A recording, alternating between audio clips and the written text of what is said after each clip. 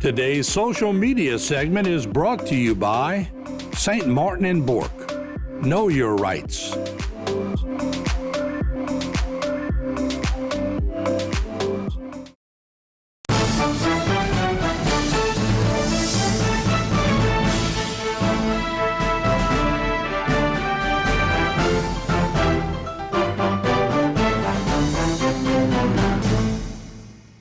Hey everybody, welcome into Going Public. I am Harry McCullough. This week we talk about the Terrebonne Parish Council with the council chair, Mr. Carly Harding. So thanks so much for being with us, Carly. Well, thanks for having me again. Yeah, we appreciate it. So a lot of stuff going on that we'll get to over the next three segments. We'll start with an election, and we got an election not this Saturday, but the next on March 29th. But early voting has already started. Yeah, early voting started on the 15th.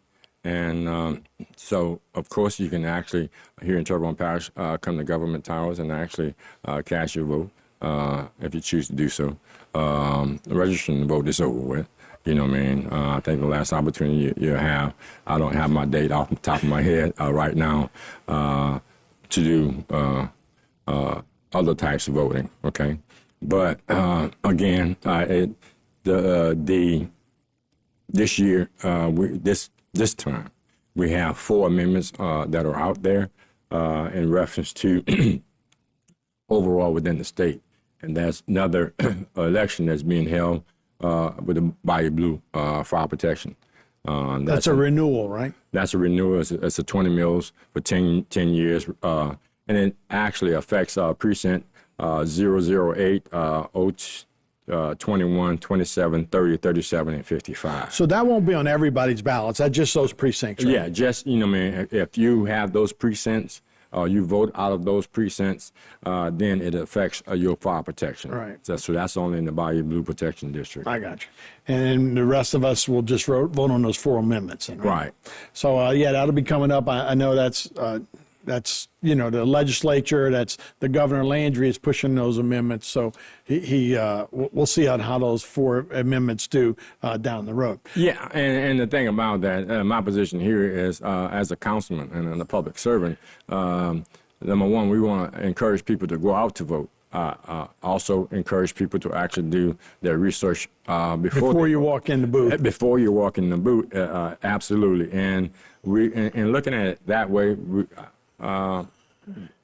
just actually vote your conscience. Right. Yeah. I don't even think lawyers could just walk in there and figure that out. So you might take a little time and study that before you walk in. Right. The next one we want to talk about was condemnations. And that's dealing with a lot of homes that were damaged and maybe not being taken care of now, that people get knocked down, or is that now, these are still homeowners that do these, right? The parish hadn't taken those over, right? No, the parish haven't taken them over. And what happens is that you have a piece of property that comes up, all right? So you receive a notice. And once you receive the notice, that notice actually have the specifics in reference to what you should do for your property. And then if that is not taken care of, then they go out and inspect the property again. You can get a notice of condemnation hearing.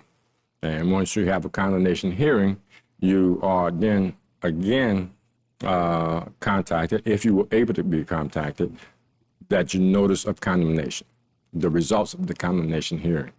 And then have whether we're going to condemn the property, extend the opportunity to fix the property up.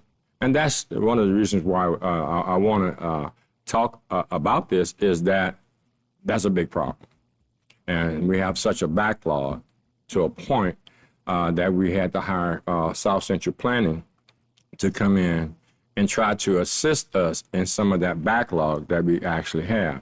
And if they actually take care of some of that backlog, those new properties, for instance, we have 500 pieces of property that we have. We can only do about 50 of them. Right. And we have dates that we actually have that we do them. And so once those dates, because the process takes a certain amount of time to do, all right? And so with that backlog, we hired South Central Planning to actually assist our Planning and Zoning Commission, which take care of the new cases.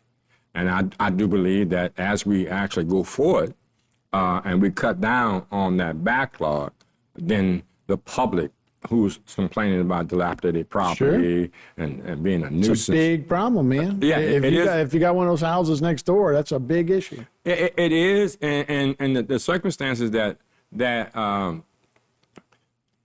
is incorporated with that as me being a councilman and representing certain people. There are some circumstances where you look at the rules are etched in stone. And then when it gets to certain council members, you know what I mean, and representing constituents, what happens there, you have to be able to follow that constituent and their ability. You got to know the story, right? Yeah, you have to know the story. So at that point, if that person has been rather persistent or reluctant to take care of that property, then it'd be up to that particular councilman to actually say, well, look, we're just going to tear it down. Right. Or we're going to give you 60 days. Or we're going to give you 90 days. And the most important thing about that nuisance abatement thing is getting a permit to do it. Just about everything you're going to build, tear down in Terrebonne Parish, you have to have a permit for it. Well, I say to the people that's out there, once you go get that permit, it has the intent to do good. Right, right. And a lot of folk, they don't go get the permit. Right. So it doesn't really represent the intent to do good. Right. So they come up with certain problems. So going forward, I think, at my district, and which is District 2, I've actually seen some pretty good changes. Yeah, it's very important. You know, New Orleans had a big issue with that, but you got people to pay taxes and then push the ball down the road, and next thing you know, you're 20 years down the road, and somebody's still living next to something that has those problems. Yeah. All right, that's our first segment. We'll take a break. More Going Public right after this.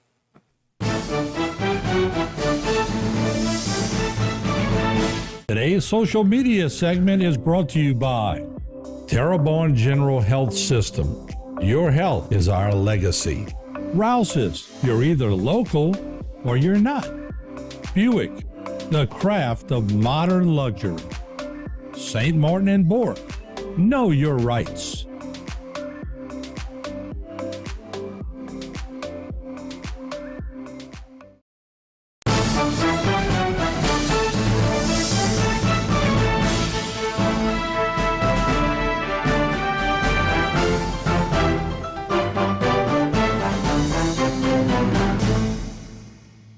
Everybody, welcome back to Going Public. I'm Harry McCullough. We're speaking Terrebonne Parish Council, and with the Council Chair, Carly Harding. We appreciate that. As we move on to, which is always one of our big areas, drainage, vegetation, and sewage, right? We don't, they all kind of tie together a lot of, but that's a big issue that everybody wants to know about, so. Yeah, I tell you, what's been a problem with a lot of people in the rural areas. And in the rural areas, we have these lateral ditches. And with the lateral ditches, some of these fields are areas that are rather remote. We get overgrown grass, branches, which clogs up and actually flood the backs of people's property, and we don't have a smooth flow within our system. And just we're starting this week, we have something that's starting up with chem spray, and they're going to be actually doing the vegetation, and we're spraying the grass, making sure that's taken care of, where we can actually have this system flowing real good, you know. And the vegetation, sewage, nuisance abatement, that all kind of goes together? No, nuisance abatement are structures. Now, see, when you have nuisance abatement, we have tall grass ordinances. People have a house with tall grass, so that's a tall grass ordinance. Nuisance, it's kind of thin line there. Sure. But in an abandoned house, it becomes a nuisance within the whole property. But then the vegetation is like roadsides, the ditches and the grass. Right. And what stuff about like water that. lilies? Water lilies, that's going to be another thing. Again, we were talking about that earlier this year. TITA has this company that's going to come in to assist in a profitable way to actually take on the lilies and to use them in another form. But the parish is committed to it. We also have the state that's committed to it. So we're going to address that. We are addressing it in preparation for addressing it because they are just beginning to start. So those water lilies are a problem, which is different from the lateral ditches. So they may use those lilies for something else and to go into like a bagasse or just a byproduct? Yeah, similar to that. You know what I mean? Whether to make pottery, whether it's going to be fertilizer. I would buy that pottery. Yeah, right. I would be a customer to get rid of water. Yeah, well, look, let's promote that. You know what I mean? So this company, they've been actually courting us for a while. They've actually set themselves up in the Gibson area, even though Gibson has a problem. But then anywhere you are that there's water, of almost any amount, you have water lilies. I represent the area that's St. Louis Canal. Over there by Morrison, there's a number of water lilies out there. So yeah, I know. No, but I mean, going back to vegetation and just ditches, drainage ditches, those are all similar type issues, right? To clog up everything. If we could get to where we could eradicate that, and I don't know if we ever could, but it would help the flow, it would help traffic, it would help all of that stuff. Yeah, unfortunately, those water lilies, they're like mosquitoes. They're pretty good. Yeah. Mosquitoes and rabbits. I don't think they're going away. It's going to be a problem that we're going to actually have. It's like people going to the barber. You pay the barber the same price, even though you're bald-headed. Right. No pun intended. But yeah, thanks a lot. Yeah. But the thing about that, he's going to charge you the same price. So, sure. You know what I mean? I think the only person that's going to be looking at that we have to take care of. Hopefully down the line, it's going to help out. It'll be profitable to the community by having water flow. And I guess it does deal with the drainage also. Yeah. It clogs them up a little bit.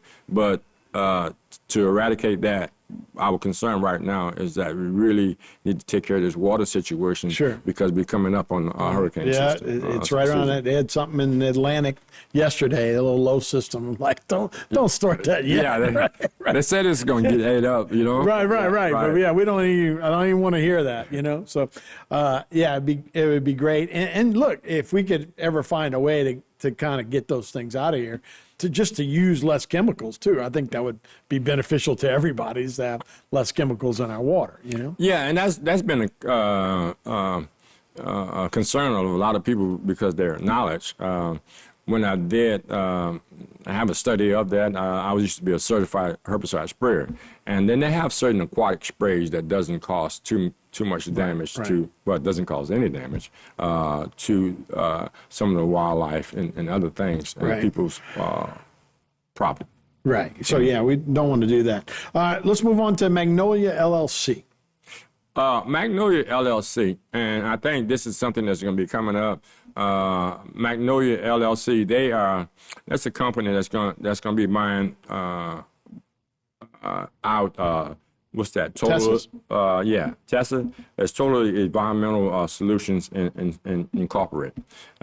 They supply sewer service to water treatment plants, okay? Sewer treatment plants. And with these sewer treatment plants, they have a private firm to handle them. And Magnolia is buying out this group. And it's be the same circumstances. It's not the responsibility of the Terrebonne Parish. This is something that's private. And I received several phone calls in reference to that, whether they were going to have a influx in their rates or not. And it's just like we supply within the city limits. There's Energy and Sleeker. They have their own rates. I got you. So we don't have any jurisdiction over that. It's more of a privatization of that, although Magnolia is private. Right, as well. And that's in the West Side Boulevard area. I got you. Okay. 2 segments down, 1 more to go. We'll be right back. More Bayou Time, more going public right after this.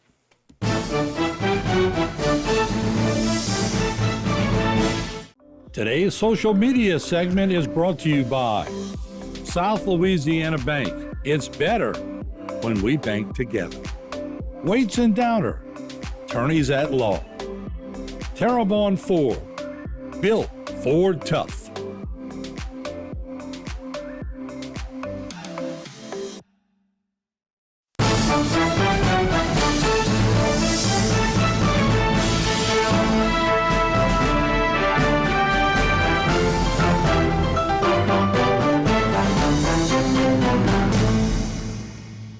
Hey everybody, welcome back to Going Public. I am Harry McCullough. Carly Harding is the council chair for the Terrebonne Parish Council, so he joins us now.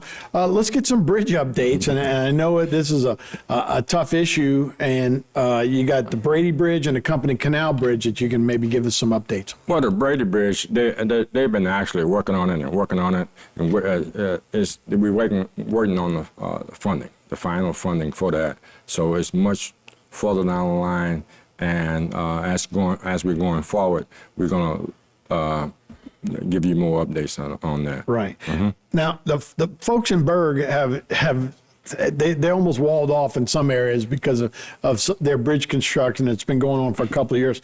Company Canal, and I think you'll update us on this, they had some issues with some of the gears, and they had to actually remill some of the things that were out of date, right? Yeah, you're looking at most of it is electrical issues, and the original components and designs, they're obsolete. So if they're obsolete, they have to make the adjustments there. Some of the panels, they couldn't really duplicate those particular panels because, there's no definite design for them. I have a note on here. It says some of the original panel sheets did not contain enough information to fabricate the entire control system. The approval process between electrical designs and the contractor are lengthy. So we're looking at, when you run into circumstances like that, originally we were thinking about January, it'll open back up, then we get February, we got March, right. Now we're going into April. But then I want the people to know that we're constantly working on it and want to get the update that's out there. And that's the reason why. It's not no problem of ours. And it's not the parish, that's a DOTD. Right, it's not the parish, and we have to be patient. Progress, you need patience along with progress. Sure. Also. Yeah, sure. It'd be nice to have a couple of new bridges there, because that swing bridge in Bayou Blue's always given issues as well. It's on and off, and then barges hit it or whatever. Yeah. So that's always a little game there too. Mm. I know folks are used to going on the other side of Bayou Side Drive and all, but yeah, they'd like to open up that highway, I'm sure. Yeah, and we're still waiting on some more information about the Dageville Bridge too, because even when that was originally under construction, it took several years with that particular bridge also. So we have to be patient. These bridges are very, very vital to our low-lying rural areas, because in case of a hurricane, it creates more of a problem with people trying to evacuate. Right. So right. Yeah, that's a big, major highway, right? A major artery for people. Right. So travel between Lafourche and Terrebonne Parish is important in that area right there. Yeah, no doubt. How about updates on a couple areas? Look, we're coming up on 4 years for Hurricane Ida, but the Bayou Towers and Senator Circle, and those are, I think you were saying almost 300 people were displaced, and so looking to what are we going to do with those buildings, and what are we going to do with the folks that are still looking for places to go? Yeah, and the Bayou Towers, they had 300 units. I think Senator Circle, they had 240 units that were in there, probably totaling a little over 600 people in total. There are some circumstances that we were trying to deal with Bayou Towers itself, which sits in my district, and Senator Circle. Just like a lot of other folk. The Housing Authority could not do anything to that building, not until they settled their claim with FEMA. And it made a difference in a certain amount, the X amount of dollars. So we can just go out there and just tear the building down. Right. But the recovery, because the building, to my understanding, was insured for about $28 million, right? But give you this number, and I think this number is in the ballpark, is that a new building like that was going to cost $100 million. Oh, yeah. Okay. So the circumstances are that we have to look at that to be more cost effective and might have to build several other structures to actually accommodate. I'm working with Ms. Kelly Vinaldo and Ms. Gilton to see what we can do for all of Terrebonne Parish. Yeah. So it started was about 600 units that were displaced. You say you're down to about 300. So half of those have found places to go? Yeah, basically within the system, they've actually found areas, but then, you know, some move with family members because, you know, man, affordability, you know, Sure. man, and then not want to leave Terrebonne Parish or the city of Houma. Right. Yeah. So, all of those you'd have to look to replace and looking for different alternatives. Okay, down the road, we're just touch on a few things of what you guys are going to be working on. The MGO, and that's the complaint system, and then maybe the employee health benefits. Maybe you want to just touch on those briefly. Well, our reporting system, how we handle our complaints, those lateral ditches that we were talking about earlier, whether you have a pothole, whether you have a sign down, those things, our system to have everyone accountable, how to address those, to be able to get those things taken care of as early as possible. Our reporting system is very, very important where we can actually give some assistance to our citizens. That's another thing that I've been actually trying to implement because I'm a retired firefighter, retired from DOTD, and one of the things that I've noticed that recently we had about 4 people that's still employees of the Terrebonne Parish that actually have passed away. And we're trying to look at healthcare, free health screenings and things like that going into the future where we can actually have better health for our employees. Health, yeah, no doubt. That always, if you can do it beforehand instead of after you get sick, it's always better. Right. Well, we appreciate the updates. Thank you so much. Hey, well, thank you for having me and coming your way with more in the future. Okay, that's Carly Harding, Terrebonne Parish Council. That's Going Public. I'm Harry McCullough. See you next time.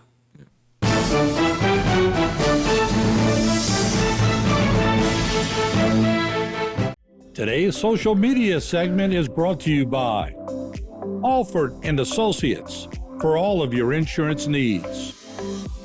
CIS, Cardiovascular Institute of the South, the highest quality cardiovascular care available. Barker Honda, the Barker family tradition of quality.